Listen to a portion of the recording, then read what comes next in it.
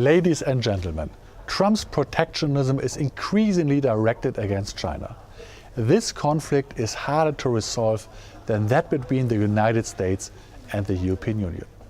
Unlike the European Union, China is not an ally of the USA. Rather, China is an up-and-coming power that is challenging the top dog USA. This applies on the one hand to the economic field, where China increasingly wants to write its own trade rules. On the other hand, China is challenging the political and military position of the United States in Asia by raising its military profile and acting more aggressively in foreign policy. The swirling trade conflict between the US and China will not be so easy to resolve. It will not remain with a few punitive tariffs. There are likely to be major restrictions on trade. This is demonstrated by the trade conflict between the United States and Japan in the 80s, when Japan, like China today, was an economic challenge for the United States. However, we do not expect a very dangerous escalation this time either.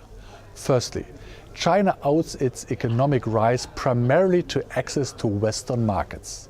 China benefited enormously from an export-driven development strategy.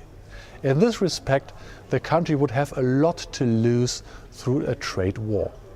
Secondly, US companies also have a strong economic interest in avoiding an escalation of the trade dispute. The reason is that they are very closely connected with Chinese companies via global value chains. If these were destroyed, many investments by US companies would turn out to be no longer profitable, and there would be the threat of enormous write-downs. All in all, we do not expect a dangerous escalation, even if it will not only remain with trade policy skirmishes between the United States and China. Thank you very much for your attention.